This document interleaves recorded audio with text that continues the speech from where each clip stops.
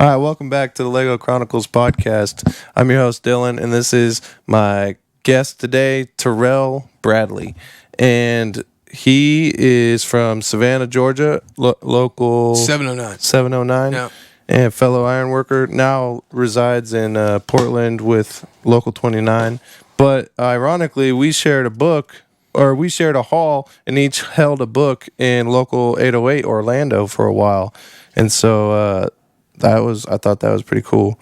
That is kind of a trip, actually. Yeah, You I know know, what it's I mean? such a small world. Yeah, and coast to coast. You know what Yep. I'm saying? That's the part. That's the weird part. 3,000 miles away. Yeah, no shit. Run into each other and be like, oh, I've worked in that exact same hall. I ran into a guy that I hadn't seen since my very last job in Orlando, and I actually worked for him from 808 hand. Worked for him at a Out solar here? farm. Yeah, that's I was cool. like, That's no way. That's dude. good shit. That's It's good been shit. nearly 4 years. I run into you out here. Dude, that's one thing I've learned about this business, man. I mean, you might not see somebody right away, or it might be a year or something down the road, but when you do, it's pretty much like you never skipped a beat. You know what I Yeah. mean? It's weird how it works like that, but it really does. You know what I mean? That happened to me Saturday. So that the shorter guy that does Tattoo you were talking about? tattoo. Yeah.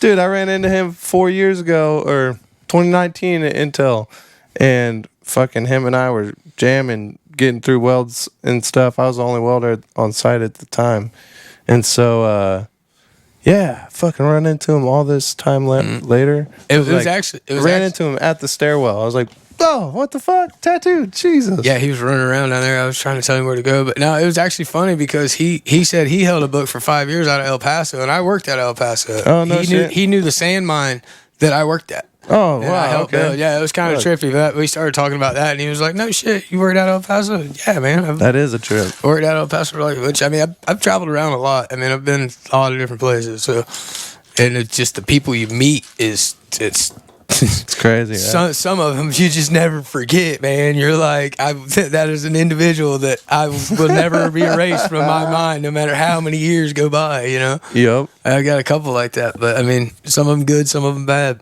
Right. That's Yeah. one thing. I forget a lot of people's names, and I try and just explain it to people that aren't in the trade. Everyone in trade's like, oh yeah, I understand, or any trade for that matter. But people that don't do trades, it's like fucking hundreds of people. I've worked with hundreds of different people. Some people work with the same 50 people their whole life. Yeah, and that's in it. the entire building, and they know everyone by name. They always go to the Christmas party. I'm like, fuck, we just got rid of how many? 20 guys? Something like that? quite a few, but yeah, 15? I mean, yeah, That's how jobs go. Yeah, well, I mean, and what we do, you know, it's I mean, you're there for a good time, not for a long time. You know what I mean? That's and right. that's pretty much how it goes. You know, Work yourself out of a job. and some interactions with people are completely superficial. You know, like you might see them, talk to them for a second, and then other interactions, you get together after work and you start talking, and you know, and realizing common interest and that you've shared common experiences through your life. You know what I mean? And it gives you that common ground. But until you've actually worked, in my experience, until you've actually worked with somebody, you just don't really know. You know what I mean?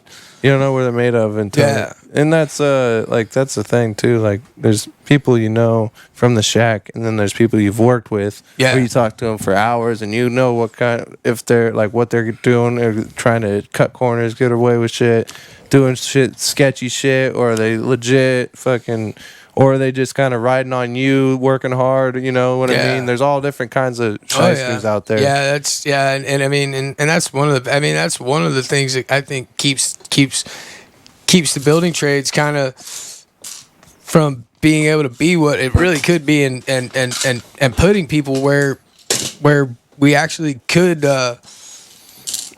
see as an iron worker, see $60-$70 an hour or something like that, because you just don't know Become what you're a going to get. licensed trade. Yeah, something exactly like an electrician. You know, and I mean, really and truly, man, with what we do, I mean, how are you not licensed? Like when I found out we weren't a licensed trade, I was like, what do you mean? Well, like with all the rigging standards that have changed over the past couple of years, I mean, that's a really good thing for our industry, because not everybody needs to pick shit up. No, you know, I mean, not that's everyone just, should. No, it's. I mean, there's certain skill sets for certain people, and certain people. Me, I could never work in an office. Yep. I can never do it. I can never work with numbers, work with the public, nothing like that. I can do what I do. Right. You know, and that's it. And I wanted to bring it back to what you were saying about like some relationships in the field and people you meet are superficial. But we'd take it off right there. I built those little guys. And then that's kind of why I started this. Like, I know a lot of guys, a lot of friends, right? You got a lot of friends, got a lot of buddies in the trade. But like, how many of them, I start thinking deep. You're saying you were like write shit down and like think about, like, you reflect on things. Like, I start thinking like, all right, how many of these guys do I know where they're from? How many guys do I actually like know their family? Like, know that they have kids, know when their birthday is, just know things about them, know where they're, you know, like you've been all over. No, okay, he said he was from this local, but is that his actual local? Or are you from 808? Or, oh, no, he's actually from Georgia. Yeah, you know, you don't learn that shit. And so that was one of the things I wanted to do with this podcast. You asked me that before we started. It was like, what got you into it? One of them was just wanting to lock that in and like actually have it on record. Like, look, these are the people that do this trade. And I don't think enough people in the world know what ironwork is. And to like truly understand the type of people and the type of sacrifices it takes, and how small that world really is, and the grit and I mean, balls out determination. Sometimes, you know what I mean? Because straight willpower. Yeah, pretty much. You know, I mean, like I said, I mean, I've met all types, good, bad, and ugly in this, and I mean, the good people I've met, I mean, they're the best people we ever meet in the world. You know what I mean? What the fuck is that black? And then the other reason I started it was my daughter. My daughter was not yet born, and I was like, man, I've had my grandma on, had my dad on, I haven't had my mom yet, but I wanted to get some relatives on and stuff. And I was like, there's people that died when I was young that I didn't really get to talk to. And it would be cool, like, you hear the stories passed down, but it would be cool to hear them. Like, we have the ability now to pass the story down, that's direct from her mouth.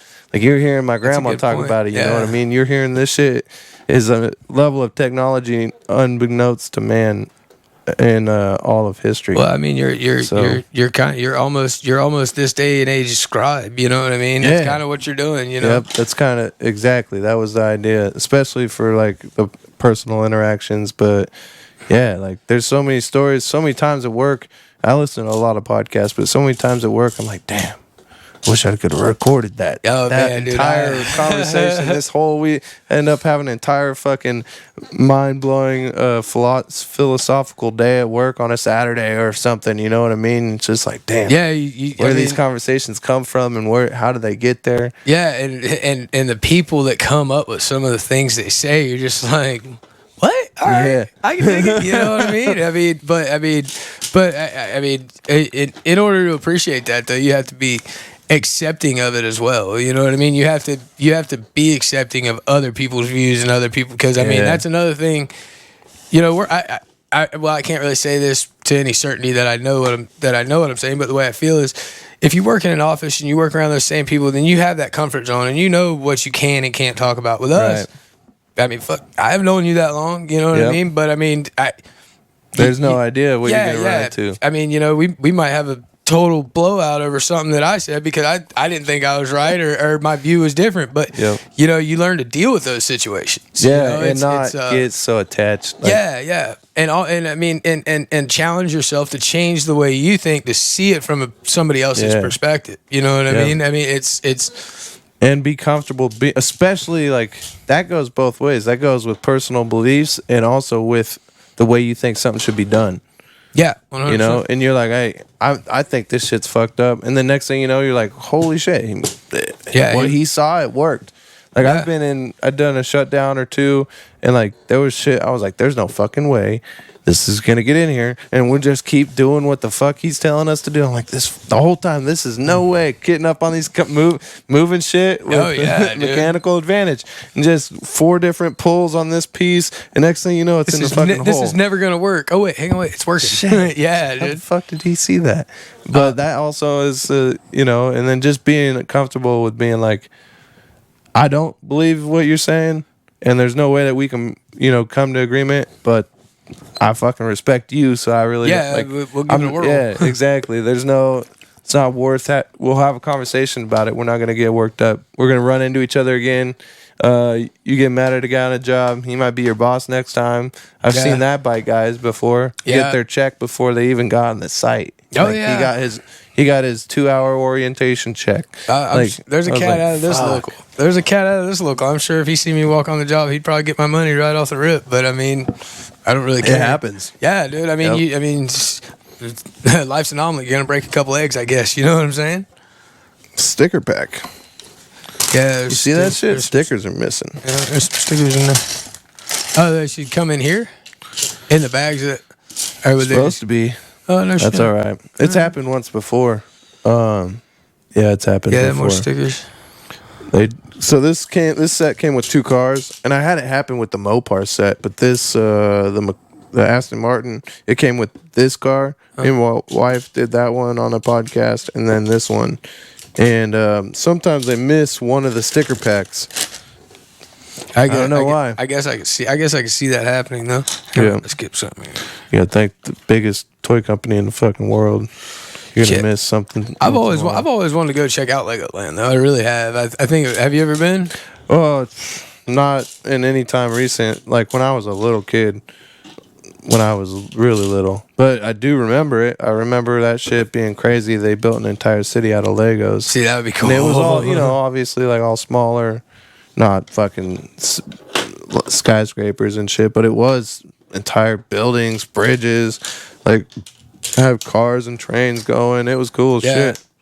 I remember whenever I went to Seattle and saw the Lego Space Needle that they've got built at the bottom of that. It's cool. Right. That thing's huge, dude. Yeah. Like unfathomably big to be built out of Legos. And that came out of someone's mind. They're like, I'm going to figure out how exactly how to make all these square blocks make something round. Yeah, and exactly where each one of these pieces is going to need to go.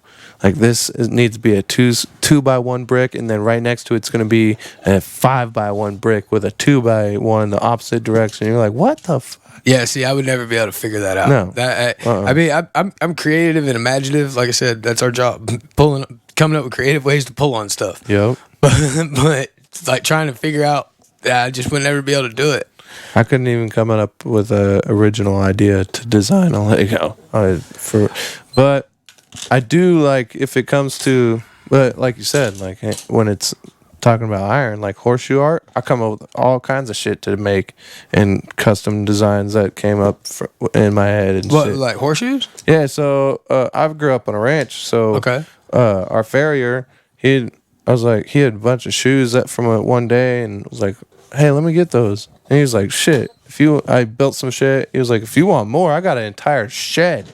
He had a whole shed of fucking like an 8-foot tall mountain of horseshoes, probably 20-foot diameter. It was probably all stuff just from whenever he was learning.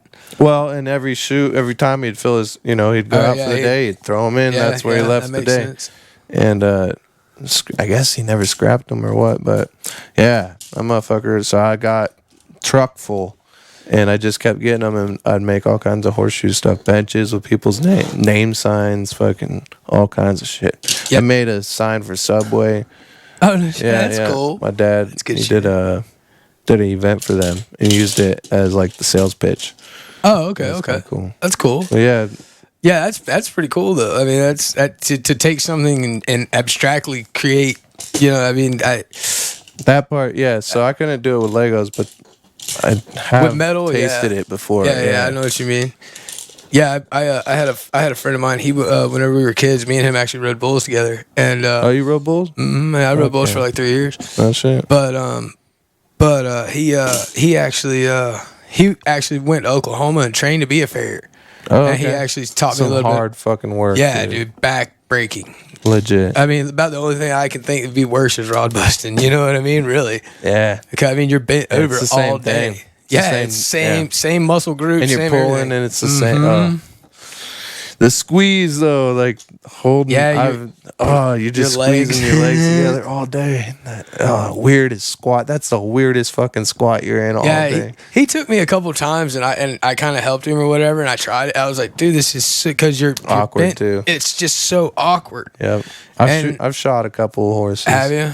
Just enough to know I don't want to. I don't want to do this for a profession for the rest of my life. Yeah. Definitely. Yeah, it's not for me. That's cool though. That's cool. You grew up on a ranch though. I can dig that. Where were we at? I skipped ahead and I finished. I had to go back. I had to go back and put all the center. Yeah, I had to go back and put all the center, but we got it now. Cool. I did that. I've done that lots. Yeah, especially when you fucking talking and shit. It's kind of cool though. Yeah, you lose track of what you're doing. Yep. It's actually a good. It's actually a good because it takes your mind off of trying to keep the conversation going. You can just kind of, you know what I mean. That's it actually is a good platform. Yeah, because especially finding out, like having guests on, it's like first thing they ask, what are we going to talk about? I'm like, we're going to build a Lego and we're going to just fucking talk. Whatever comes up. Exactly. Yeah. And then that's kind of like an icebreaker. Like it keeps them. Yeah, I've seen that it keeps people moving. And like my wife, she can't build it at all. She'll just talk, and I'll just let her talk, and I'll build the Lego. Yeah, and yeah. But I mean, it kind of gives you that break to let one person have their side, and then and you can kind of get engrossed in this, but it's not too overstimulating to where you lose track of what's being said. You know what I mean? I've tried bigger sets. That's too much. Yeah. It has to keep it basic. Because then I can't even. I'm having like Technic sets. I don't know if you know what those are, but those are like the vehicles and the bigger vehicles. They're almost like Connects. Yep. Lego Connects. Yeah, okay. And you have to count holes and put shit in the right place or the gearbox doesn't work. And I'm like, see, it's way too complex for conversation. That's too far. I can stick two prongs together. That's about when did you get in to the union? Did you do iron before? No, man. I guess before I got into the union, whenever I was 17, I was working for a company, and we customized F-650s down in Florida. Oh no shit! They would buy them, and we would cut all the rivets out from the rear ends, slide the rear ends forward because they're built with the rear ends it's all held together with rivets, but. They're not rivets. They have like a rivet head, but they screw on. Okay. But it's a machine that puts them on. I mean, whenever I say it puts them on, it puts them on. Yeah. Like you had to split them and bust them off. Almost like an actual. Almost like a rivet. Yep. And but they build them so the wheelbase is real long, so they can put flatbeds or whatever they want to put. Well, this company Aquasun, they would buy them. And we would cut everything down, move the rear ends forward, and put regular truck beds on them. And then we would put custom audio, redo all the airlines and stuff like that. And I mean, it was a cool job. You know, I just dropped out of high school, and I mean, like I said, it was a fun job, but I just wasn't making the money. And I got to talking to my dad, and he was like, "Well, I can try and get you on with the Rodbusters." And that was non-union. Is he an iron worker? No, my dad's a union crane operator, or was. Oh, okay. Yeah, but yeah, and I was like, all right, cool. So I started tying rods for like $12.50 an hour, middle of summer in Georgia, down in an 80-foot hole. We were doing a parking garage. Dude, it was so hot. So tying big number 11 bar with number 8 hoops, threading them big rods. God damn. And dude. I did that for probably 2 months. And then we went across the street and they were doing auger cast. And they'd drill down and then we'd set the caisson cage and then they would backfill and pump concrete, because they couldn't drive piles, because all the old antique buildings on River Street. Well, I say antique, but I mean they're historical buildings, and they're all made out of old Savannah brick. Oh wow! So that stuff, it's already kind of falling apart. I mean, there's all kinds of retrofit and bolts going through walls and stuff. If you know what you're looking at, you're like, wow, I really shouldn't be standing here. Yep. You know what I mean? But shit should be like roped off. Yeah, pretty much. Look at it, don't touch. But yeah, no, I mean people still go in and drink 24/7 down there. But yeah, so and the pile drivers were actually union, and the guy we were tying the caissons, and the guy watched me work for a couple of days, and he came up to me, he was like, "Hey man, you ever think about joining a union?" I didn't even know there's unions in the South, dude. Fuck man. Yep. I mean, That was my exact answer. Yeah, and he was. So this was where at in Florida? No, that was in Georgia. I got in Savannah, Georgia. Okay. Out of local 709. And I went down to Michael John's shop, and the dude asked me, he was like, "You want to be a pipe fitter or an iron worker?" I was like, "I'll be an iron worker, I guess." And here I sit 15 years later in Portland, Oregon. You know what I mean? I mean, that's how it all started, you know? I was on a job. We were doing ornamental. I did a lot of ornamental for a non-union for Disney. And we're on this job. And all the structural hands are doing fucking missed a step. So now we're past this shit. I had to go back one. Oh, okay. Yeah. Right there. Yeah, I got it.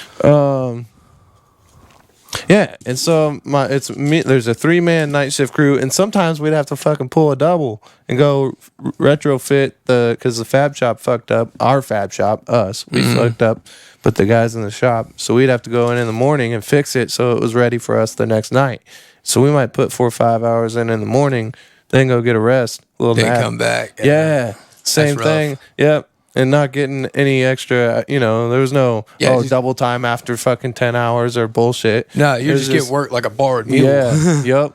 And it was all wrong, and they're slamming down our throat and fucking. So, anyways, we asked these guys, "Hey, my boss," he goes, "Hey, is your company hiring?"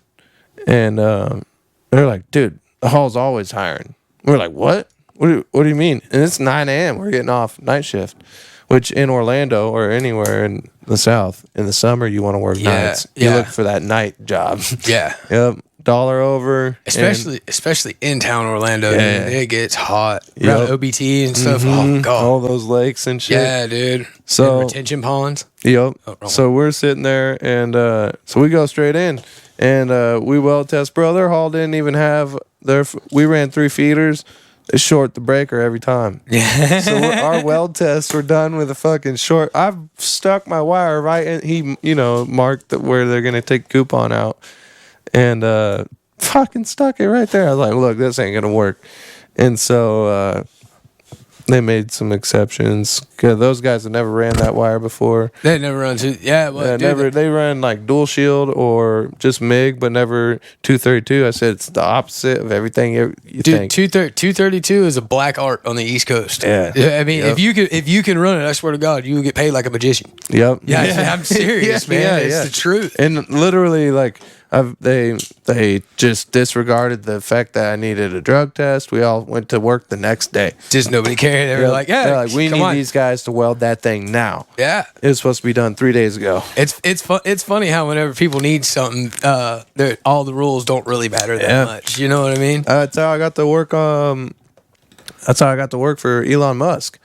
And right on. I got to do some welding for him for the rocket they used to send people back to space in like 50 years from the U.S. Oh, that's because we were sending people to space going to Russia and then flying off of there using their rockets. And then I didn't know about all that. Like a year or two ago, Elon was able to get people back to space with his rockets, which is good with the climate we're in now. But yeah, I worked the 23rd, 24th, 25th of Christmas, 12-hour days, double time. Nice. And that shit was sick. Yep. And it was a cool project. Man, I came up on I still have whelpers I got from them. What, Bragg from out there? No, dude, Elon's. Right on. So Bragg was cool, but Elon's he had a whole Connex. They had vending machines with tools. Just anything you could want. And it was just hit the number. There was no like what it cost or your allowance. It was hit the number. That's whatever cool. kind of glove. It was going to fucking air or what's the air gas. It was like stepping into an air gas. They had fucking streamlight flashlights that hooked onto your hood. What? Dude, all kinds of shit. See, that was cool as fuck. They never had none of that kind of shit. Because I worked there for the Sauer Group, which is they're a local contractor, but the Space Center, they've been out there since some of the first shuttle missions. You know what I mean? Right. Like, I mean, they have done so much work out there. Put it this way, dude that ran a lot of work for him. He was non-union because they were a double-breasted company, but dude that ran work for him dropped a 9,000-pound hydraulic pump that was supposed to actuate the arm that we installed. Yeah. and I know exactly the one you're talking about. We were trying to drift it in. Yeah. We were trying to drift it in, and a bad storm came up. Well, we had 2 sides still hooked to the rig, and we had the other sides on a chain fall. And you got like a fucking south storm. Yeah. Lightning, the whole nine. Yeah. I mean, and not some little windstorm out here in the West Coast. Yeah, well, I mean, and we're hooked up to a 750. Yeah, but it got the big outriggers on it, whole nine.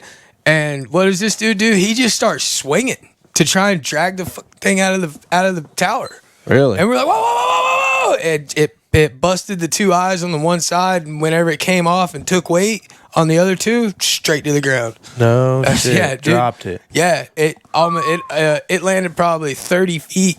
It landed like 30 foot away from the cab where the operator was, and we found a door. One of the because they had real thick doors on them just in case of a fire or anything broke out inside the hydraulic pump. And they were like, I want to say like 5/8 or 3/4 thick. We found one of those doors like 275 feet away. Holy shit! He just boom. Yeah, it was nuts. Operators, dude, it's you put your life in their hands every day. Well, it wasn't even the operator's fault. It was the dude up there calling it because he just told him to start swinging. But bad bellman, and that was for the sour group. And what happens? He was out there like 2 or 3 days later calling the rig again. I'm like, dude, I'm leaving. I'm not messing with this no more. So I worked for a company called ADF, and I don't know where they're from, but the guy, the big boss there, there was issues, and they were letting shit go that shouldn't go, and fucking. Anyways, we got into it before I left, and I didn't really leave. Got in a fight with the superintendent, and he insisted. I was already outside the gate. He wouldn't. He wouldn't let me. Huh? He wouldn't let me cross the street. So I said I took a step. He fucking put his hand on my shoulder. Crossed. That's over. And that was it. Yeah. Then he had a broken orbital, and I was no longer on the job. And so then I go down, but that job, they were doing so much sketchy shit. I had words, and they were trying to put bad welds on my name, and it wasn't just that. Their safety was lacking. And like a month later, this guy, they slipped some rigging. They fucking, I don't know if I think they said they choked it, but I never really slipped pipe. The pipe slid through the choker, but I fucking don't. Hard to believe that steel bites, dude. So shit I've seen slip like that's in a basket. The only way I could see something like that happen, maybe needed a wrap. Take a wrap. Yeah, I mean, if you don't take a wrap, then you do have that no contact zone on the pipe. Yep. But I mean, that's only gonna happen if you're tripping a pipe damn near straight up, or if it hangs. Now, if it hangs, then if you're kind of trying to come down, it hits something in that choke because that choker's going to spring automatically. So this is where it was the Dr. Phillips Center, the addition. I don't know if you know. I'm not sure of that one. It's downtown Orlando. It's where they do all the like plays and shit. Okay. But it's kind of like Phillips Arena? Yeah. Yeah, okay. It's kind of like the exterior kind of looks like the airport pipe, like the roofing at the airport. Okay, yeah. And so anyways, this piece comes loose, hits the welder. Welder's sitting on a ladder, just like I would have been fucking welding in some ledger, and hits him, hits him in the back, cuts his lanyard, and I saw the pictures, hit him in the back, dude. Cut the lanyard at his back, and he fell fucking 20 feet. Yeah. And that just from bad rigging. I mean, a bad rigger, Yeah, I mean. It's not even the rigging. It could have been. That's the scary part because it wasn't even that man's fault. No. You know what I mean? He had nothing to do with the Literally incident. got his back turned, welding in, doing a separate gang, separate crew. Yeah. And just shit's flying in over his head, and that's all it took. And I mean, and that's the scary part because, I mean, we all take that risk. I mean, all the time. I mean, hell, man. I dropped a beater the other day. Shit. But luckily, we did it right. We had a red roped. We let those guys down there, hey, I'm going to be fucking swinging shit. We got it just happens. I mean, that's because that scares me so bad, man. If I was to ever seriously injure somebody and it was directly my fault, dude, I don't know if I'd be able to live with that. You know what I mean? My heart sunk. Yeah, I really don't. rarely drop tools. I that's me, dude. And I mean, if I see somebody below me, get out of the way. Yeah, I'll You stop. know? Yeah, I will too. I've gotten ran off jobs for that's one of those type of deals where it's like I'm not gonna do it. Yeah, Bro, exactly. if we're in an elevator shaft and there's people working on stairs below or what, Yeah, like, just whatever. There's no way. Yeah, why? But why? I mean, why would you take the risk? Yeah. Just to push your schedule, and I mean, We were doing an elevator shaft and they had the guys connecting the penthouse of the shaft. I was right like, above what y'all, the fuck? And man? y'all welding in all the elevator tubes and all that stuff. Yeah, dude. See, I mean, that's broken neck right there. Yeah, dude. Just one just bolt. like that. Your head's already down. Just like that yeah. quick. And you know connectors dropping shit. Yeah. They're always dropping shit. Yeah, well, I mean, dude, You're trying to get spin nuts quick, dude. like I said, I was a connector. Well, I mean, I've been a connector for most of my career, man. So I mean, Washers. I'll tell you in a minute. I don't put washers on bolts. I won't. I don't.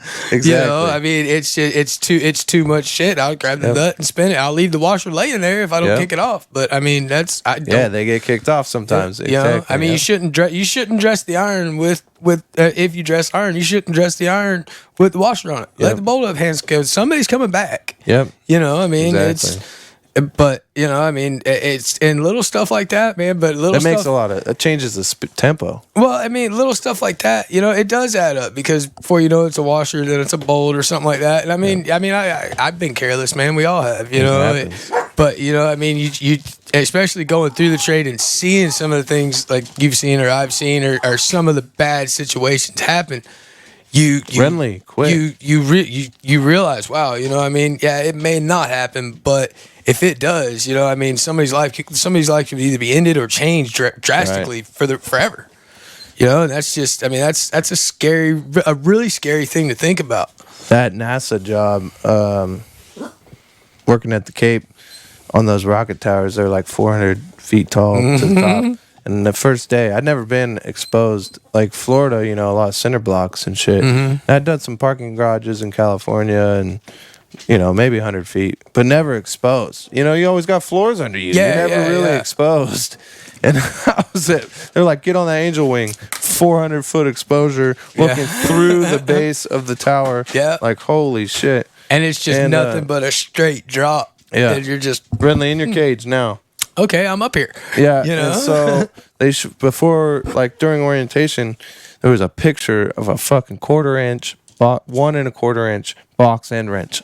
You know, the like 2 foot box end wrench. That's a big wrench. And it was stuck in the ground, like the entire head was in the ground. Oh yeah. And it was just stuck like Thor's hand, like King Arthur's sword. I mean, that shit was crazy. That was 100% tie off job.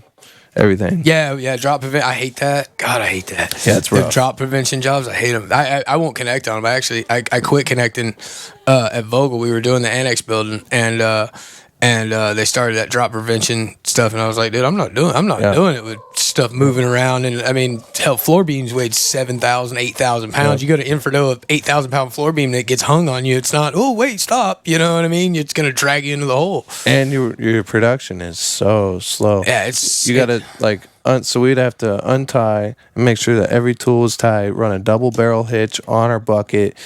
Run a bucket line. So put all the tools in there. Tie the tools off to the handle and then run it up.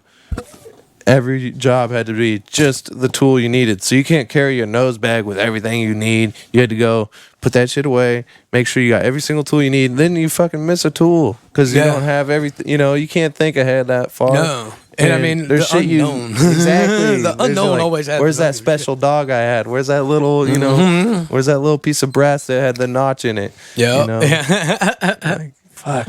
Shit, I on this job, dude, I got a little, actually, Sean, the older welder. Yeah. The dude from New York.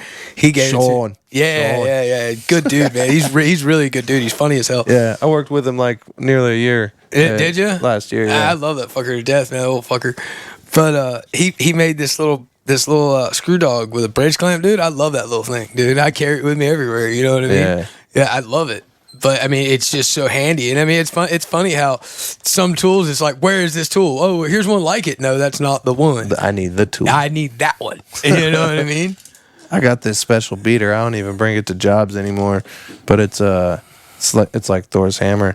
It's got it was made with 3.5-inch round stock, lathed, and then it's 6-inch handle, or 6-inch in length, and welded to a 3/4-inch piece of round stock, 1.5 foot, then sealed with a 1-inch tube, a foot long. So you got a 1/2 inch at the bottom for B&O, Yeah. and then you got this crazy heavy beater. So when you're putting erection aids in or clips or whatever, and you're just a little bit off, and you hit it, and you're like, oh fuck, one more tap. Oh fuck, this is a 12-pound 1-foot beater. You just first tap, you're like, that was it. Yeah. So you just let the weight of the beater. You don't have to swing. You have to worry about you too heavy or too light. That shit, boom, centered, squared. Yeah. That was one of the things I hated about working at Vogel so much, man. Because, I mean, you had to pack around an 8-pound beater with you. Where at? At Vogel, the nuclear power plant. And, dude, because, I mean, driving 14-inch, 1.25-inch barrel pins and stuff. And, I mean, that was every connection. You were going to drive pins. There was no make a tool and make it a bolt. That sucks. The headers are 60,000, 70,000. You know what I mean? It's like, yeah, you're not just going to use a wrench to move this, Yeah. We, that's how... Were you out here for the Mod 3 at Intel? I was out here for part of it. I wasn't out here for any of the big trusses. I was actually at I was at the parking deck. Oh, okay. Yeah, I was at the parking deck for Shuff. Shuff. Yeah. Yes. I was with AIG before they fucking got all sideways, dropped stairs and shit. But I was out there working for them, and all of their iron got over galvied. Like, by a lot. Like, we were chipping out needle guns, chipping out 1/4-inch flakes of galvanized. Oh, I don't doubt it. And so every single connection, every single hole was pinned. Yeah. Just to try and get room. Just to clean the hole out so the bolt will go through it. Fucking pinning them. Yeah, Connectors were having. And then some of the gator clips were fucking, not just ones off, they were opposite direction. Oh, man. It was rough. Yeah. It was rough. I remember, because I was supposed to go out there and connect whenever they started the second gang, and then my foreman wound up getting COVID, so I wound up running the gang. Oh, okay. And I mean, that was during COVID. Yeah, I forgot about that. I mean, it was cool, but that job had the weirdest feeling. Yeah, like it wasn't the people. It wasn't. It was some guys died on that job. I don't know. I don't doubt it. It wasn't a an big iron job. worker. It was like a mason or something. What, having a heart attack or something? No, fucking. Or like on dropped. Oh, really? Like some of the, they leave their fucking bricks on there, the scaffold and shit. Pretty sure scaffold fell. Yeah. Yeah, I hate to hear about stuff like that. Yeah, but, rough. Yeah, I mean, it can happen at any time. That's for sure. Yeah, we just had a brother fall in the hole. Yeah, that I know. was Yeah, scary, dude. Yeah, dude, that was scary. Actually, I'm glad it worked. That was, like they said, a successful fall. Yeah, 100%. Now, I'll say his one saving grace, I think, in that was that he fell over a tube. Yeah. And that cable went over a tube, and he didn't have to go over the truss. Yeah. If it had went over the truss with as far as he fell and probably as much force as he put into that cable, I mean, and it's a long way to the ground from where we're working. You know what I mean? It's straight down. Straight drop. Yeah. You know, I mean, it's 60 and then some feet. of those, on the cantilevered side, that's to a hole. So you're gonna hit the whole cover and probably go through that to the actual ground. Yeah. You're right. Yeah. Yeah, I mean, and like I said, that's part of it.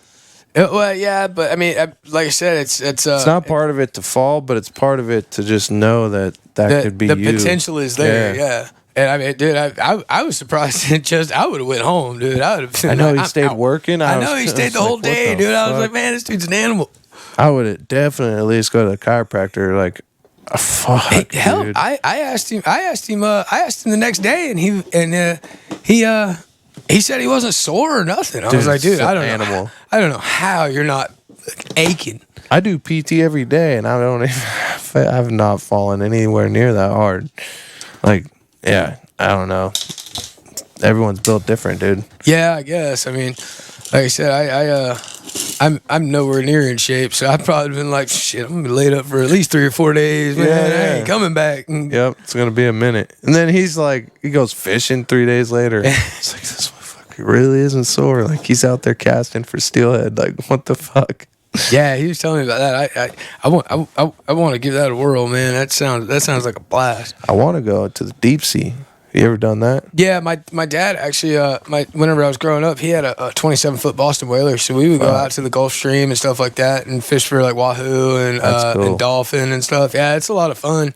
I mean, it's expensive though. You know what I mean? Right. It is expensive. That's one thing. The saying about a boat is 100% the truth. Break out another 1,000. Yep. I grew up. We had a houseboat and a ski boat, but we had a houseboat, and yeah, fucking always something breaking. Super expensive, and just to go, like, most people don't understand. Well, maybe they do, but the fact that like a vacation isn't just what it costs. It's the time you lose at work. That's too. way more expensive. Yeah. It is. Yeah. Oh yeah, just a little. We just got the tickets were really cheap. Yeah. That's great. Oh, we got a great deal on the room, and what about you got a $1,500 you're gonna lose for the 10 days you're off of work, or however much you're gonna lose from being off work. Exactly. Know? And it's oh well, you're just gonna miss Thursday, Friday, Saturday. Oh, all the overtime days. All the overtime days. All Whenever the I'm days getting paid $1 an hour Yep. or $1 a minute. Yep, those days. Which okay. Nowadays might as well be $1 an hour. Oh fuck, dude, shit's gotten crazy. Dude, gas went back up. I went nuts. Where are you staying at? Vancouver. Yeah. What's the rates in there for RV parks? It's like $750 and then plus electric. Yeah, that's about what I'm at this point. I mean, it's not terrible, but I mean, really, I might as well have just kept my apartment. But the good thing about it is I'm paying on something that's mine. You know what I'm saying? So then when you need to roll out, go to a new location, got a good dig on a fucking killer, sweetheart deal or something. You're like, all right. See, well, that's really kind of that's why I've been wanting to make the jump and go south so bad, because I mean, there's that huge Tennessee job I keep seeing. Yeah, no, I don't know if they're paying, but I'm like south in Oregon or states. I'm trying to stay out here, man. I'm not trying to go back. I'm not these fucking big time. Well, I mean, I wouldn't mind going to a big job. I'm just not really trying to go back south. Not unless I got a verbal deal with somebody of what I'm making. Because I mean, that's one thing I'll say. That shit happened in Arizona. A lot of people got bad deals. I'm sure. But I mean, it's happened to me, man. Whenever I went to San Francisco first time, my first go around with Shuff, I went to San Francisco, and dude promised us this, promised us that. Well, we get almost there, and he's like, I get you your sub, and I'll get you 2 over, but I can't get your room paid for. So we were stuck but I mean, that was just so they could try us out. You know what I mean? So we were stuck for like 2.5, 3 weeks, or at least 3 weeks, paying for our own spot, and an Airbnb in San Francisco ain't cheap. No, you know what I'm not saying? at all. Not cheap. And it was me and my buddy. It was me and my buddy Chris that went out there together, and we wound up going out there, and it was $500 for a room with 2 beds in it. I'm like, you piece too, dog. All right. I was like, are you kidding me, man? My grandma just had to go. My grandpa, he's got asbestos cancer, whatever that one is. Mesothelioma? Yep. And so they went to New York to get that shit figured out, do chemo and stuff in New York. Something like that? I think I got something fucked up. Yeah, I don't know what happened. But, dude, they were paying for one, like, smaller than this living room in this trailer. Just this little tiny studio. Probably what, $2,500 a month or something? No, $4,000 a month, and they had like a gym, like for the community, for the building was on their roof, like so the building. You're poof. All you hear is dropping weights, fucking running foot stomps on the treadmill. That was in New York. Yeah, dude. Yeah, Manhattan. How do people? How do you live? You don't live there. You don't live there. Yeah, well, I mean, I guess that's where everybody commutes and all money. that. But you gotta have money. Yeah, dude. But even iron worker, highest paid place to iron work, and you still doesn't matter if you're making $100 an hour. It really doesn't. I mean, with the way everything's gone up and the way it's continuing to go up. That's the thing, man. I mean, there's no break for the little guy. It doesn't seem like, there's really not. I mean, hell, I went and redid my taxes today, or my taxes at work today, because I was like, man, dude, I'm just Might as well look do into something. that. I was just about to look into. That's something. This is helped out too. This is you being on YouTube and having a podcast and doing the YouTube channel. You're licensed under YouTube as a sole proprietor. So all this becomes a tax write-off eventually. Oh, really? As long as you can do it for several years without turning an income, but you have to have some sort of profits within like 3 years, 2 to 3 years. Oh, okay. I invest as well, so I use the investment to turn some profits, and they take about 2 to 3 years to mature. So That's cool. I've sold one that doubled, and it was one I used, and it doubled in 8 months. So it's kind of a hit or miss, but Legos will never depreciate, ever. As long as that box is still open, it doesn't matter how long it's been retired. You'll at least get what you paid for it. Yeah, well, I mean, they're a collectible, you know. I mean, and they're an iconic nostalgia almost kind of. You know what I'm saying? Like, everybody remembers playing with Legos. Exactly, and that was another thing about Legos that I thought was cool. Like, even if you're a grandma, like you've had grandkids, you know. You know what Legos are, or at least Mega Blocks or building bricks. Yeah, You know what building blocks are. And so everyone, it's weird. It is like a universal, globally universal. Kind of a median to, you know, because I mean, like I said, it is a conversation starter, especially with all the sets and stuff that you have, you know. I mean, it's definitely a jumping off point. You know? I just drew up some designs. I'm going to build shelves on the sidewalls for all the cars. So I can get like 20 cars on the side. That'd be cool. Yeah. Make some little wooden shelves for like, dude, plywood. I mean, granted, it's only like 4 square feet of plywood and then 7 feet of some 1.5 or it's 1/2 inch by 4 inch. And so I guess that's just a board, not even, but yeah. Though that little bit of material was like $40. Oh, I don't doubt it, dude. Yeah. I don't doubt it at all. Hell, I remember last year whenever plywood was like $80 a sheet. I know. It's like, I mean, really? This deck, me and my dad redid this deck. It was nearly $1,000. No shit. Yeah, that's a 3/4 inch pressure treated plywood. Like, you know, the good shit. Yeah. Waterproof. Nearly $1,000. It's how many? It's 2 layers thick, and that's a 6x10. Yeah. So like several sheets. Yeah. Oh, you did 2 layers, so it's so you got an inch and a half thick. Yeah, inch and a half. Nice. Well, it was an inch of plywood, and then you have the skin on the outside, the membrane and all. the fiberglass skin for the actual like the face of the trailer, and then you have this like grip tape skin. Oh, okay. So that accounted for the other. I got the you. rest. It looks good. Yeah. Did a damn good job on it. Yeah, fuck, dude, plywood. Yeah, I know. And we're gonna try and pick that up by hand. Thank God, my neighbor is so fucking cool. He had a tractor, he has a backhoe, and we fucking rigged that shit up. I bet that thing weighs every bit of 800 pounds. Oh, probably. dude. And it has springs to help. I can get it up by myself, like with the springs. But we were gonna try and pick it up. Me and my dad thought he's super fucking strong. Like I've seen him pick blocks, like actual engine blocks. Yeah. Younger days though, you know what I mean. Bench press a transmission to get it in, get a bolt in it. You know, exactly. I know that. And I'm like, you can't be doing. I hear stories. My mom's like, hey, he was picking this up. I'm like, what are you doing? You're almost 60. You can't be picking this shit up anymore. You're gonna do more than just, you know, blow. You're gonna break a hip or something. Yeah, like, actually do some real damage. Yeah. I think I'm starting to get into some of that age. Yep. Where it's like, you better be careful what you pick up. Dude, I wear this fucking knee brace. It's called an unloader knee brace. It corrects your knee. So my knee was like caved in because I don't have a meniscus on the inside. So it corrects it. So if you look at the knee brace, it's actually curved like this. But that makes my leg straight. Did you have to get fitted for it or anything? Yeah. You did? Yeah, actually they messed the fit, so I have another one coming. They didn't. It's wrong. God, I messed this one. I did something to this one. It goes to hurt me every now and again. Whenever I was in San Francisco, I went to turn, and I just felt a pop. Ooh. And I mean, my whole leg just went away. It was like I didn't even have it. Oh, yikes! And I was up in a basket. Oh, so you're fucking. Yeah, and I mean, I fell over on a bunch of bolts and all kinds of shit. And I was like, get me down! It hurt so bad, dude. I've had that.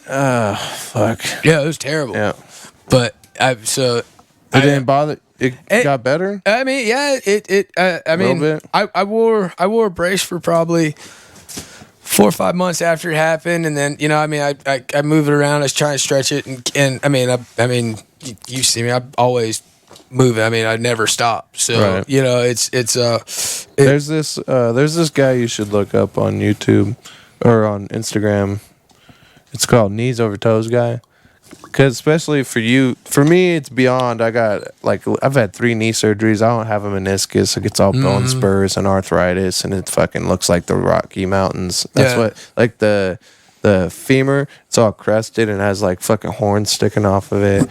And yeah. It's like a 60-year-old fucking went to war type of knee. And so that knee is pretty much gone. But there's this guy that took from like having an injury to where he was like pretty laid up. I think even maybe ACL, and was like, I can't play basketball. I just want to play basketball. So he fucking came up with this workout routine and rehabilitates knees.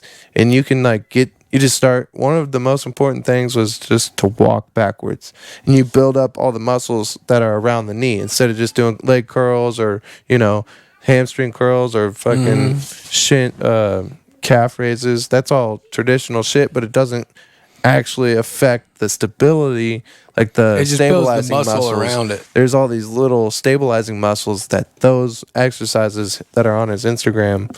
Yeah, so check that out. That would be something. That would definitely be something You worth just looking into. Walk around your trailer park backwards like one lap. You'd be I even heard fucking Adam was talking about walking backwards. I'm like, how the fuck does this guy know about walking backwards? Adam's pretty slick now, man. If you actually sit there and talk to him, he is. I mean, a lot of times the old timers are the ones to listen to. That's definitely what I've learned. You know, he caught me off guard with that one, but I don't know where he learned it. But that motherfucker, he was on to something. He knew. Yeah.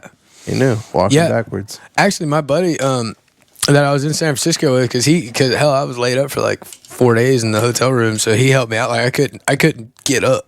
Yeah. It hurt so bad, But he swollen and shit. Yeah, dude. I mean, it swelled up like a cantaloupe. It was bad.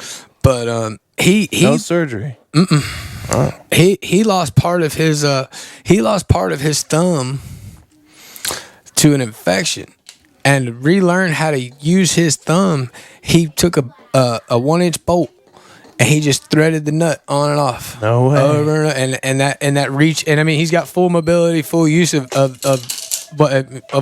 nubby. Really? Yeah, man.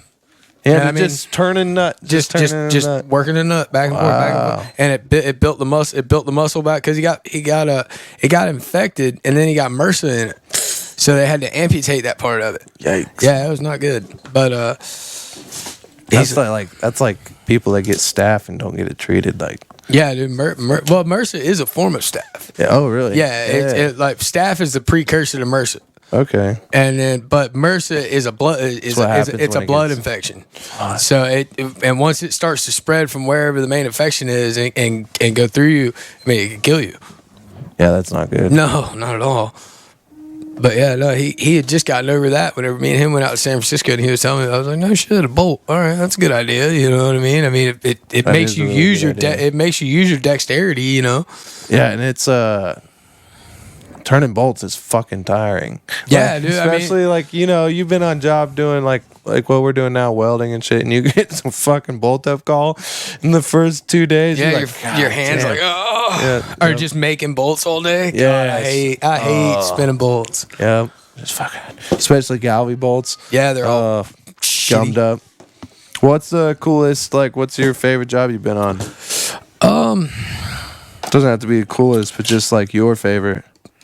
Probably was Google in San Francisco. Oh shit! Yeah, that big ring? Yeah, it's in a big circle. It only actually touches ground in 4 different places. Really? On the outside, but it's made out of a bunch of. It looks like a big cast net. Got casted over a big concrete slab is almost how it looks, dude. It's pretty wild. That's awesome. But it's actually supposed to be one of the world's first self-regulating temperature buildings, because all the tubes that run around that make up the outside and stuff, they're all they all have water or some kind of fluid running through them that helps control the temperature Really? inside the building and all kind of. It's supposed to be like some super eco-friendly building and stuff. It's really cool. It was really, really cool. That is cool. And like some of the food carts that would come there were just like you could get. Oh, dude, you could get a piece of salmon. No lie, about this big on a bed of rice, full of vegetables, and it was cooked right there. Like we could smell it cooking. You know what I mean? Like they would get there every morning, and it was like I think like $11.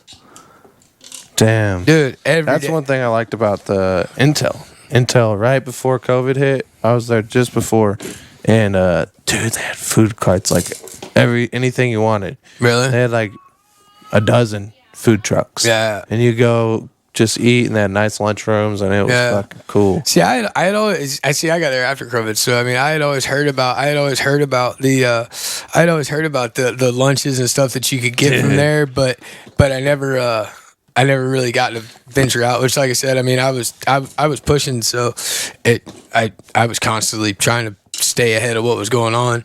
And if you were on the green badge side, you got free. I think you got $1. I think you had to pay $1 for your lunch and $1 for your breakfast. Any meal for $1. Pizza, fucking. I think that's what the guys were telling me about. Crazy. Yeah, dude. I never went green badge. That's all suited up, like like FR. Yeah, they have to be in the space suit. You got to wear the oxygen thing. You got to fucking. It's all super sterile. Sounds like Camaro almost, or Kerr McGee from where I'm from. Yeah. I did a dog food plant that, like, our tools, if they came outside the building, had to be sterilized. Like, everything had to be sterilized. Really? You had to go through a 4-stage sterilization process just to use the bathroom, because the bathroom was outside the plant, like, outside this, like, quarantine zone, and then you'd step through this, like, I guess, mud room, and then go. So you go to the bathroom, come through the mud room, go through this 4-stage process. So you walk in, it scrubs your boots, like a car wash, and it's all scrubbing the bottoms, the sides, the top. Then you step one more, sprays them with a like hand sanitizer. Yeah. Then you step through, you wash your hands, and then you get them dried, and then you sanitize your hands. And that's every time you step through the dog building. food. Yeah. So I bought the dog food for years. I got the call, this is non-union, to go to Nebraska. Big job, like $10,000 in a month. It was 7/12s type of gig. Yeah. And I didn't know. I knew it was a shutdown. I didn't know what it was. I was like, motherfucker, dude, I've been buying this food for 5 years. So I got my money back. Yeah, that's cool. But once I saw how the gravy was made, I was like, damn, okay. This is why you pay the money for the food. Like, this place was so clean. Really? And it was a full containment, full spark containment, everything, yeah. which sucks. But knowing that's your dog food, like, yeah, I mean, I could see the reason in that being that it's a food processing plant. 'Cause I worked at a sugar refinery. Yeah, and I honestly, man, I didn't drink sweet tea, because I mean I drink sweet tea nonstop. I've always got a gallon of sweet tea in my fridge, always. And it was hard. That one was hard for me. I had to quit, dude, for probably 8 months. I would not drink sweet tea. I didn't want to drink anything. I didn't want to eat anything that had sugar in it, because if you saw how, like, the packaging house and stuff is really clean. Yeah. But when they take the raw sugar in and bring it in off the ships, it just goes in a big pile with rats and all kinds of just nastiness all over. Really? Oh, terrible, dude. I mean, I'm talking Nutri-Rats like this. No. I swear to God, dude. And that's then the sugar that's in all over. Dixie Crystal, Bubba. And so gross. and then they'll take it from there and they'll run it through the char house, and that's where they filter it. But they filter it through burnt cow bones, charred cow bones. That's why they call it the char house. And it's got this like gray dust all over everything, and it's cow bones. And then they'll take and they'll run it through that, and then they'll liquefy it, and as it's running through into the processing, it cools, and then it breaks back down, and then they bag it. Really? Yeah, but they cook it after the char house, and then transport it. But like I said, if you ever went inside of Sea-Bin or any of those places, dude, where the actual raw sugar is, you don't want to be there. So nasty, It's dude. like learning what's in a hot dog. Dude, terrible. Terrible. I did a bunch of almond holers. I'll tell you what. You can eat almonds right off the belt, bro. They're just dirty. They're just out of a farm. Yeah. The water. It's almond. There ain't nothing to it, bro. That's one thing that they don't process. I know they do when they season them and whatnot, but yeah. Dude, sugar's disgusting. That's absolutely crazy. Fucking ugh. Yeah. I'm really good about not eating sugar, man. Like I'm an addict. I'm a sugar addict. I need to be better. Who isn't? Yeah. I mean, everybody's a sugar addict. Oh dude. yeah. It's in everything. But I do, like, before me and my wife got together, when she wasn't living with me, dude, there wasn't even a bag of sugar in the house. Like, really? I was like strict no sugar. And then I was still pretty good, but she got pregnant, and it was winter. We're working in Seattle. It's raining like it was today, but we're working. Every fucking day is miserable and cold. Yeah. And fucking drinking, I'm stressed. And I was drinking a lot of whiskey. And I really liked Maker's Mark, the number 47. It's got caramel and vanilla. Dude, that shit is sweet. With sweet vermouth. I'd make a Manhattan. There's a lot of sugar in that, dude. Yeah. Well, there's a lot of sugar in alcohol anyway. Yeah, just in general. Yeah. But those were like sugar, add the sweet vermouth and this. Yeah. I was like, fuck.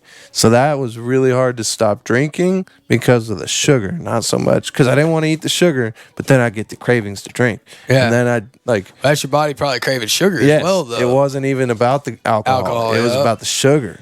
And so then I'd give in on the sugar and eat candy and shit, and I didn't need to drink. Yeah, take the edge off. Yeah. So now what I do to keep me clean, every once in a while, I'll fucking get some ice cream and shit. But dude, I'll knock down, if you get the Tillamook ice cream, I'll knock down a half of the whole carton. Just mow down and then mix it up, make a little milkshake out of it. I'll knock down half of it.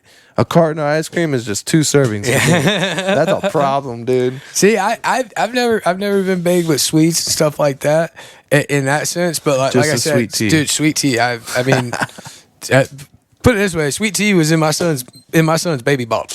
Yeah, you know what I mean. Yeah. That's it, man. I grew up on sun tea and stuff. Yeah, sugar in before you make it, type of deal. Yeah. Well, see, that's and it gets hot where I'm from. You gotta. That's like if you go to a restaurant, especially in the Midwest or any of that, because they don't drink sweet tea. They drink black tea or unsweet tea, and it kills me. It kills me whenever they're like, "Hey, you have sweet tea?" Oh no, we have regular tea, but I'll bring you some sweet and low pack. No, just bring me a Coke, man. You gotta make it when it's hot. Yeah, it's gotta melt the sugar. You know what I mean? Yeah. Otherwise, you just sugar water. Yeah, it's just you're chewing tea. It's not, and it doesn't taste good. I definitely relate. Yeah, that's good shit though, man. Hey, I gotta go check on the puppy real quick. Yeah, do your thing. Take a break. Muted. There we go. Unmuted. All right. The mirrors. So, we were talking about fucking tea, man. Fucking love sweet tea. Oh, dude. And then, the worst, in high school and shit, there was this little mini mart in the Arizona sweet teas. Yeah, I love it. Broke as fuck. Yeah. In Arizona all the time, dude. Just straight sugar. Just straight syrup. But it's delicious. Yeah, dude, I love it. Yeah. Shit, you talk about growing up in high school in the little mini mart down the road. I remember skipping school and going to this little place. It was called what was it? Biscuits and Gravy was what the place was called. But you could go in and you could either get a half order, which was 2 biscuits, and they were every bit of that. Okay. I mean, they were big. Biscuits. And smothered in homemade white sausage gravy, or you get a full order and it was 4. A half order was $3. A full order was $4.50, I think. And you get that and a glass of sweet tea for like $5. So we would skip school every morning, go there, get biscuits and gravy, and then we'd be like, well, we already missed the first block. We might as well go ahead and we'll just go fishing till lunch or whatever. So we'd skip school and go eat and all that. It was a good time, man. Like you need that one right there. Hell yeah. That's the wildest shit. I was pretty straight in school, but then I had a bunch of injuries. Because I did a lot of sports, so I had to stay fucking good grades and shit. My mom's a stickler. And then, but fucking once I started having injuries and shit, It was just all I could do. Like you lose a lot of hope. But I found a new path, found welding and shit, and because I couldn't run anymore, I can't do high jump, couldn't run anymore. So I fucking definitely started slipping. But it wasn't until I got into college that's when I was like, I started fucking off. Like I went to college for welding, put myself through it, and dude, I wish I had paid more attention. Yeah. I still ended up in the same place, but I would have got there faster. You know what I mean? Yeah, But I maybe know I got exactly what there you're when saying I'm there. supposed to get there. Like, had I got there earlier That's- on this other path, maybe I would have fucked it up. See, that's kind of what I'm hoping, man. Because I mean, I've been handled, not really handled. I mean, I've worked my ass off to get the places I've been or whatever. But you know, I mean, I was put into positions, I think, and now looking back, way before I was ever ready to take on the responsibility. Right. So, you know, now, and, you know, I mean, because, I mean, I ran a lot of work whenever I was back home, but, I mean, I did it haphazardly, you know, just whatever, you know, devil may care kind of thing. And and looking back on it, I got lucky in a lot of ways that people maybe didn't get hurt or something major didn't happen, you know what I mean? Just in my youth and my naivete. That you didn't fucking just make an error. Yeah, exactly. That was like cost, you know, $100,000 or you put a piece in and you cost the company months behind schedule. Or Yeah. I remember whenever I was an apprentice, we were doing the demo at the sugar refinery because we went in and demoed it all out after it blew up. Fucking, isn't that weird how these factories always be blowing up? Well, I didn't know this at the time, but sugar is highly flammable. Sugar is, because it's one of the main things in sugar is ethanol. Oh. And the dust from sugar is more flammable than grain dust. You never even think about dust from sugar. Yeah, because that's what exploded. We were actually we watched it. Well, we didn't. We weren't there at the mill, but we were right down the road because this was whenever I was an apprentice, and we were right down the road at the schoolhouse. And school for us consisted of either. I mean, there was always beer involved. That we were always drinking, always. But it was either drinking in the parking lot and taking turns climbing the column. Okay. Or taking 3 or 4 beers into a welding booth and welding. Fucking welding. That was school. So we were all sitting outside bullshitting and whatever and blah blah blah, and all of a sudden the whole sky just lit up bright red, and the port, the sugar refinery, like the main part of the port, it goes sugar refinery and then all the way up to River Street and all that for a long ways is the port. So they had a huge. It was a big chunk of land. Yeah. Well, the first thing I thought a container ship a container ship was on fire. Oh, okay. Because I mean, it was just so big. You know what I mean? It was. I mean, the whole sky just lit up bright red. That's something I've never even witnessed anything like that. It was crazy, dude. And we jumped in the truck and we were at the back gate to the sugar refinery because, like I said, it wasn't maybe half a mile. Okay. And we were at the back gate before the first responders ever got there, and we were finding chunks of concrete like this, probably Holy 300-400 yards away, because you had to go through the back gate and then you walked, and it was probably a quarter mile to where the silos were, and I mean they were just blazed. It took them weeks to put it out. Really? Because that sugar had got controlled blade. Well, no, they were trying to put it out, but they couldn't because the top layer of sugar had caramelized and hardened, and it was burning underneath it, and it was just blazing. God. So it was burning, and you couldn't even get access to it. Yeah, they couldn't put it out. You know what I mean? And after all that, we went in there and we demoed it and hung all the new steel for the new process inside and all that stuff. But I was an apprentice, and dude was on the ground, pointing up at some stuff that had to be taken out or whatever. Yep. And there were 2 beams the exact same size, and they were probably less than 8 inches apart. And he pointed like this and like this. Should I put a choker on all of it? And I ripped the wrong one out. Uh-oh. One of them was supposed to stay and one was supposed to go, and I took them all. He was pissed. Dude was so mad. Hey, that's the one thing about being an apprentice. And I kind of was in positions I shouldn't have been in, but I had a lot of knowledge, and I was always one of the top welders, especially in the South, because I could run wire. I was MIG, TIG, stick. So I was in these spots, but it wasn't until I became an apprentice that I was like, okay, I'm just let go of the reins and, not try and prove nothing.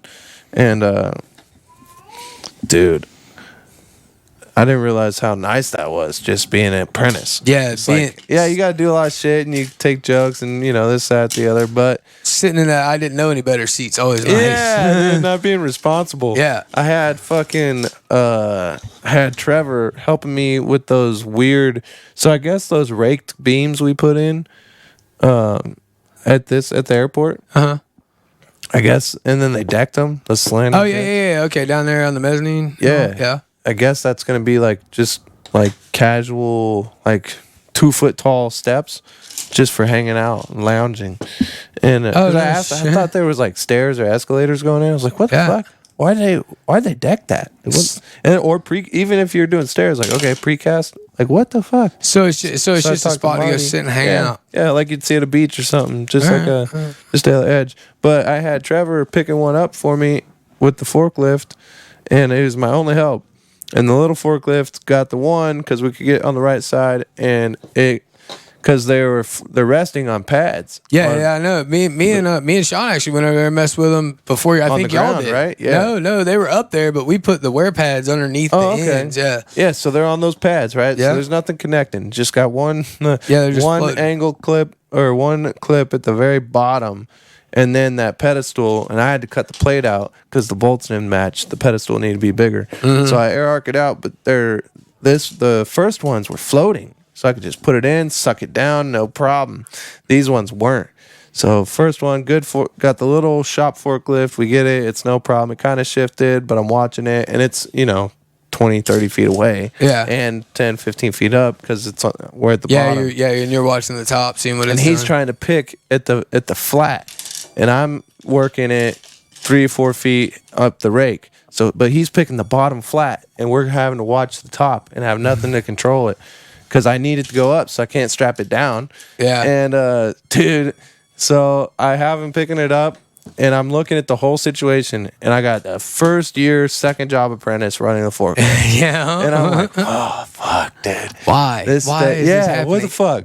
This was supposed to be an easy little fix. Now it's not. Now I'm nervous as fuck. Yeah. And so I'm like, all right, Trevor, don't fuck this up because it's going to go south. But I put him on the right side to where it was kind of like a successful fall. It went south, but it fell into the forklift. So I got my boom lift. I got up there. I put it back on the wear pad. I was like, all right, we're going to have to get the big forklift. Which made me even more nervous because now I got to get this kid. Now he's trying to run something that scopes out. Don't fuck up the fucking, don't hit the beams. I might need you to tilt and all these other things he has no experience in. My fucking guy is pretty jammed up. I like little Trevor, man. He's always got a good attitude. He's a good worker. He wants to learn. And he's got the want. And I mean, I'm a firm believer that a little bit of want in this business will take you a long fucking way. All the way. It really will. I mean, just the slightest little bit of want and initiative. Yep. Showing a little bit of initiative will. I mean, I think actually, we're on the wrong side there, Hoss. Yeah. We put those on that side. Oh shit. No big deal. Oh, all right. Oh, then I think I put the other little black one on the wrong side. Yeah. I got you. But a guy actually put it to me really well one time. He said, "Ironwork is a chance for a man of average intelligence to excel." It's a fact. You know what I'm saying? Because you don't have to be really that smart. You just have to have a little bit of common sense. And even that can be taught. You can learn, the math. Everything can be. Yeah. No one expects you to know anything. It's just you're not expected to have this master. You don't have to pass a math test to become an iron worker. Yeah. You just get to, if you show up and you have enough common sense not to break your hand in the first 4 years. If you can manage not to break your fucking hand and survive the 4 years, you probably won't break your brother's hand. Yeah, don't stick your fingers where you wouldn't stick your dick. That's what I was always told. Exactly. You know what I mean? That's exactly. All right, I think I got that. All right, you got it all. I had it all fucked up. It's all right. Sorry, teamwork. Yeah, man. I think that goes over. Yeah, that goes. Does it go like? Oh no, I fucked up. What the fuck? Hold on. Yeah, no, I think. Yeah, so it shows it that way. Yeah. What's the other side? The other side is this. Yeah, 3. And then But yeah, that it's one got goes that on- there. So okay. that's... What the Yes, I fuck? did have that right. Yeah. That's weird. And then it shows... Oh. I see what I fucking did. I fucked you up. My bad, brother. Because you were right. You were right. Oh, it was right? Yeah, because I didn't see that. Oh, okay. I saw the gray and the green right there. Yeah, I but was you like, couldn't see it from that view. Yeah, Yep. I see what you're saying. yep. And that means fucking... It's not my bad. Yeah. Uh-huh. See? Got it all Fucking figured shit out. up. Fucking Got it shit all up. figured out. It happens. If I can get that piece off now. No, one of those pieces stay. I'm pretty sure. Yep, that's why I fucked up, because I thought that... Yeah, that one stays. I have it on both sides now. I have to take one off. No, but it gets on both sides. Don't it? Yeah. Nope. See? Top. That'll go in there like that. Boom. Oh, okay. All right. Never mind. Yeah. It's all good. All right, so that one's got to pop off then. So what was it like fucking living in Georgia? I mean, hot. And really, truly, I mean, working in a right-to-work state and stuff like that, it sucks. It really does. So I came from California, non-union. Yeah. The closest hall was Sacramento. I knew of the union, but it was just 2 hours away, dude. And they did weekly school. And I was like, That's I'm tough. not. And they only took applications once a year. Yeah. And I had enough skills to get a job that was like, I'm making more than a second or third year. Like, why would I? And then Yeah, I they're got put in not- positions that I didn't deserve. Yeah. Just because I was had a little bit of smarts and a lot of welding skills. Yeah. So I could figure out, in my welding school I had prints, and I knew how to do hand draft prints, and so I had a little bit, just enough to get me in trouble, really. Yeah, if yeah. I'm really looking at it, hindsight. Yeah. But I got lucky. But I had this ego, like, why I'm making 35, fuck, I'm bringing home $3,000 a week. Why would I I got a company truck. Why would I fucking go to a union apprenticeship? Yeah. Why would I do that? And then they only accept it once a year on like one day. And it was like, dude, I don't even know what days of the week it is. I'm working so much. How am I going to remember that one day? Yeah, yeah, And you're it's right. out of town. And it's like, okay, I don't even live there. So there was all, small town problems of having to leave. Yeah. But once I did get in, it wasn't. So even in California, it's kinda non-union eye-opening. rights were, even in California, non-union was still better than like union in Florida. Yeah. Yeah. That's 100%. crazy. Non-union California better than union in Florida. 100%. Oh, you got it. Yeah. Okay, you got that piece off. A little fingernail. So that was kind of an eye opener too. Like, well, the non-union in Florida also sucked. That was like the worst ever. Sucked major ass. I got told. I would not never that- wanted to work dude. non-union in Florida. I got told I was pissing too much, Oh, I believe it. bro. I'm fucking. You know how much water you're from Georgia. Yeah, Dude, dude. I'm in Orlando. Yeah. It's the Gallons. middle. We're in a shop, and I got gallon jugs that I'm drinking. Like, I'm drinking out of a gallon, more than a gallon a day, and I'm like, you really just Yeah. tell me? There's 3 of us in this whole shop. I don't doubt it. I And don't you doubt that. got me a bit. doing all the custom work, that like custom fuel cells and all this shit that no one else. They're just fucking doing blueprint shit because they're old guys that don't know fuck all, and all I could do is stuff they've done for 30 years. Yeah. Just rinse and repeat. Yeah, yeah. And I'm like, you're fucking underpaying me. You overpromised me, and now you're telling me I'm taking too many pisses, and I'm literally water just soaked. Like, my Yeah. shirt ain't the same It's like color. it's like you can go By to hell, 9 buddy. o'clock, yeah. And I was like, all right, fuck that. That guy, you know what he did to me? I gave him 2 weeks notice. Only time I ever gave anybody 2 weeks notice. Give him a 2-date notice. I'm leaving. 2 days. I learned my lesson. He fucking told me there was holes in the wall and shit in the break room that had like dust and dirt in there for 20 years. That hole's been there. They got like that rubber fucking baseboard in offices and shit. Uh-huh. It peeled back, the glue peeled back. There was dust in there. That he said I did all that damage. The hole was from the door swinging, and then the amount of dirt that was behind that, and then he got some guy to quote it and write it up took half my fucking check. Did he? Motherfucker. And the check was only 500 something bucks. I don't doubt it. And he dude. got this quote for like 280 and he took over half my check. I was pissed. I wouldn't doubt it. I wouldn't doubt it. What are you going to do? Dude. Yeah, and exactly. Treated him with the utmost respect. He fucked me. I said, yes, sir, 2 weeks. Yeah, I mean, but dude, you run into that. So I mean, you run into that kind of shit. So especially in the South, man, because I mean, people are just out to fuck I didn't know you. what real racism was. Oh yeah. I didn't know what real racism was till I got there. And I grew up in a cowboy, a merit-based society. You know, merit-based culture. Doesn't matter who you are. Yeah. If you're a piece of shit, you're a piece of fucking shit. Exactly. 100%. And if you're stand up, you stand up, shake your hand. That's it. That's it. Otherwise, get the fuck out of here. Yeah. I don't need to talk to you. I don't need to. And be it's kind of like that on the job, like in ironwork. It's like same type of like if you're a hazard to be around, you're fucking dangerous. Like like there's a reason that we're not associating.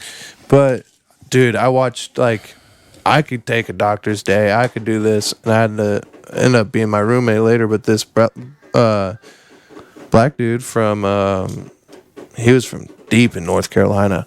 I can't remember the town, like but Ashland or something, Raleigh. One of the first like fucking slave towns. It was so deep. He was so deep out there. He had this white baby, like this fucking, I'd say baby mama, but they were like this weird couple thing. And her kids were scared to go outside at night. Like it was like they were like, no, there's a 2-minute, like where we live now is safe. Like you can go outside and walk to the store. Like it's safe. Yeah. And like there's a 2-minute response rate. We get a monthly letter on like crime rates in this town. Like it's super safe. We lived in Winter Park, just outside of Orlando. I know where Winter Park is, and it's really safe. Yeah, Winter Park is a nice area. But I see them treat this guy like this. They go overtime. Federally isn't mandatory, but they just left that cliffhanger out there, and kind of would look at the people of color, be like, but. And just leave that. Then everybody would get to work. And that was like our morning meeting. I'm like, dude. And this guy, like, you wouldn't even give him a fucking day off to go take care of a doctor's appointment or one Saturday off to see his kid. You're not going to give him a Saturday off, but I can go and take whatever time I need off and just ask casually. Be like, hey, I'm going to need next Friday off or whatever. Oh, yeah, no problem. Dude, they would do that to that just because of the color of his skin. I don't, like I said, I don't doubt it, man. I mean, working in the mills. I hadn't seen that.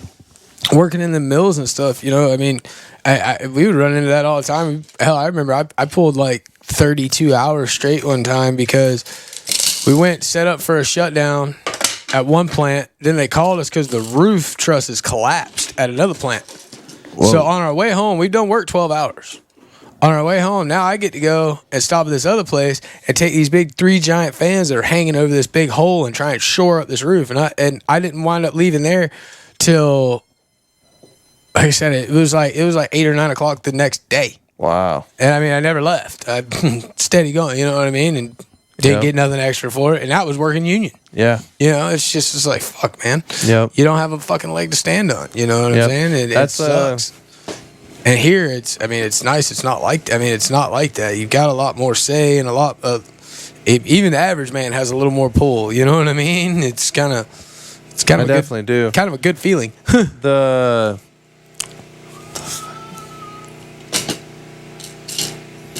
Pause this. Sorry about the interruption. Dude, the fact that Florida has no road construction contracts. Zero contracts. The road construction never stops. Yeah, but the union has 0 rods, 0 fucking nothing. We have nothing. It's all non-union contractors on the road construction jobs. And I-4 never stops, dude. Yeah, dude. Never fucking stops. Well, I mean, I-95 coming through Jacksonville and all that too. You know what I mean? I mean, that's been an ongoing project. I know for every bit of 15, 20 years. Yep. Ever since a kid. I mean, I grew up driving up and down the 95 corridor from Savannah to Daytona because my mom lived in Daytona, my dad lived in Savannah. So I mean, I remember that road construction going on whenever I was that young, you know, and it's still going now. Yep. You know, I guarantee you. Those road jobs were like, yeah, it ended up being was quoted for 20 mil. It was 5 billion. Yeah. Over 15. You're like, what? Yeah. Where'd all the money go? Yeah, it's kind of. And then there's always deaths. Like on every single one of these road jobs in Florida, there's like a death. Like, dude, if that shit was union, if you had stronger, but there was never a billboard, even in our hall. Like, you know, when I go to Buffalo Wild Wings and watch UFC fights, you know what I see? IBEW. Oh yeah. Electrician, big on the fucking projector. See, on the biggest projector, on the biggest screen in the fucking building. Union electrician. And that's one thing I'll never say, see that here for us. Well, I mean, people are. I will say people are more involved here than in the South because I think people do feel that they kind of have that voice a little bit. You know what I mean? They do have a little bit of a say so, and I mean, membership participation's a lot higher. You know, which I mean, I feel as though membership camaraderies, you know, or camaraderie between members is a little more tight knit. You know what I mean? Yep. You know, and I mean it's a good thing in a big sense because it gives you the chance to kind of weed out the ones that shouldn't be there and stuff like that because everybody knows everybody and everybody knows everybody on such and such job or this or that. You know what I'm saying? They're not gonna let you get away. Like, yeah, you're not gonna get away with doing. You gotta go the other way. Oh, my bad. You're not gonna get away with doing some dumb shit and it not go unnoticed. You know what I mean? Yep. If you make it through, you're gonna be like, okay, yeah, he's fine. Yeah, he's solid, but he's on the first list out. Yeah, you know what I mean? Like, you can keep him around, but this is where he's got to go. Yeah. I overheard a guy talking about a guy I knew, and I go, I just heard what he was saying about him. I go, oh, such and such. He's all, yeah. And it's funny how your name follows you like that, man. I was like, there's no fucking way. Man. Like it goes up. Oh, does it? Yeah, up one. I'm looking at the picture. Okay. Yeah. I was trying to figure that out earlier. That makes way more sense. I was like, I did the same thing. I was like, what the fuck? Missing something. But yeah, I mean, it's definitely it's like I said, it's everything's a lot more tight knit. But I mean, and it also makes it. I mean, coming from I mean, I've been here almost 3 years, and I'm finally. When'd you get out here? What? 2019. Somewhere in there, yeah. But same. I mean, it's. I'm finally kind of getting the feeling that all right, I'm kind of starting to make my name and make my way, and people are starting to give me a little bit of respect that I know I deserve, but I haven't earned. Right. You know what I'm saying? Yep. You're still the he's from. Yeah, I don't know this guy. He's a Georgia boy. I'm still that guy. Which I mean, that's cool. I'll be that guy. I don't care. You know what I mean? Yeah. Yep. I mean, there's still guys I run into. They'll be like, "Oh, Florida." Yeah. Like, okay. I did your entire 4-year apprenticeship. Okay. Yeah. I'm like, whatever, dude. It's cool.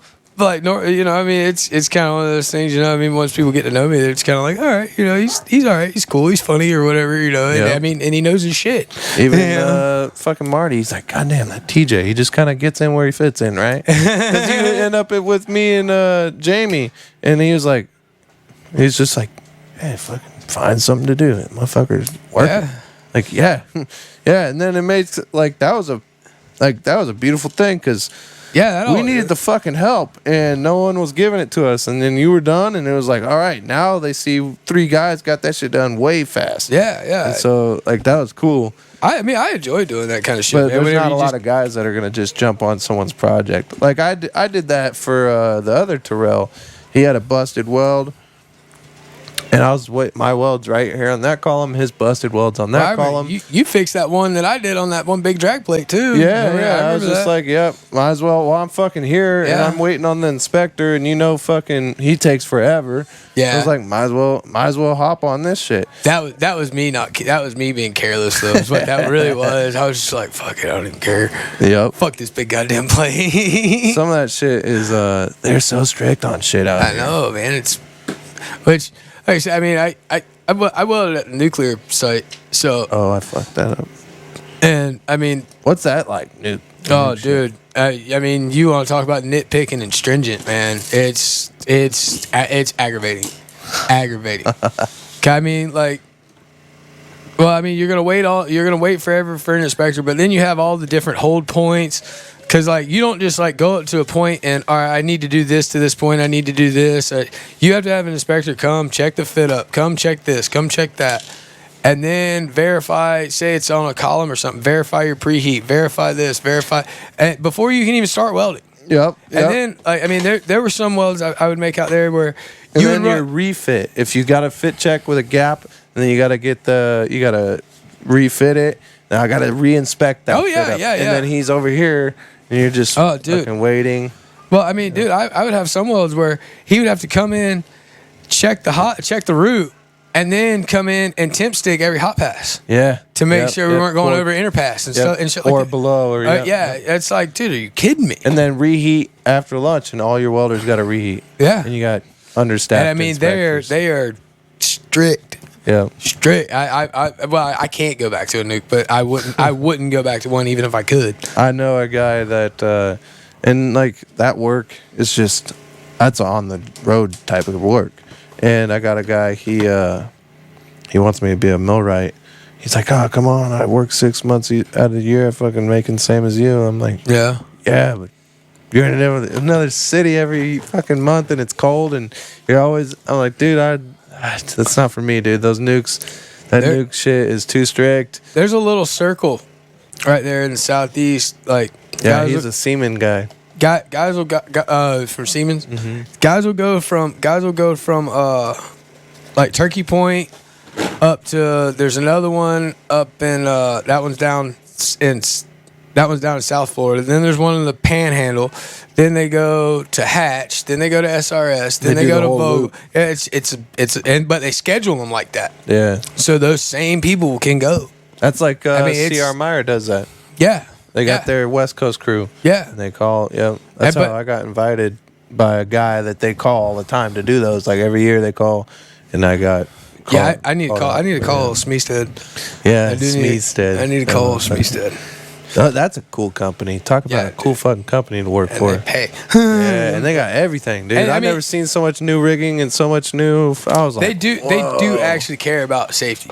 Yeah. Like, I mean, some of the stuff is kind of redundant, and like some of the safety guys I work for were kind of assholes, or they big deal their job way too much. But I mean, when you get right down to it, they do actually care. Yeah, they care, and they're serious about their policies and shit. They're that company is strict. Yeah, they don't good, and it's good to have structure because it keeps the weeds trimmed. You know what I mean? Yeah. Keeps the grass cut short. And if you're there, you're fucking jam up. Yeah. You're not fucking Yeah, I mean, like I said, I did. Yeah. I've done three brand new paper mills with them. That's cool. Yeah, new ones. Oh yeah, brand new. Fucking so much money. Brand new, hung all the iron, and awesome. Dude, a lot of fun. That shit's cool. What do you think about this little car? Yeah, man, it looks good, dude. It's like cooler with some stickers, but it's like a little Porsche, kind of. It's an Aston Martin. Yeah, it's pretty dope. Yeah, I like it. You know what I don't like about these though? They only got these 2 fucking rim selections for all these sports cars. That's some bullshit, huh? That's the only rims you can put on them. Yeah, that's all they got. You ain't got nothing else. It's kind of lazy. I like the old school 5-spokes. So. Yeah, I always go with the 5s. This car is pretty dope. I like the way the tail lights integrate. Like that shit's that's sick. cool. That looks cool. Yeah, there's tail lights right there. Check that out. Damn. Legos, nice Legos have come a long way from whenever. And that's like $20. Sure. That was it. Yeah. Well, shit, dude. It's fucking pleasure having you on, brother. You too, man. Yeah, I enjoyed that was fun. Yeah, that was fun. I enjoyed it.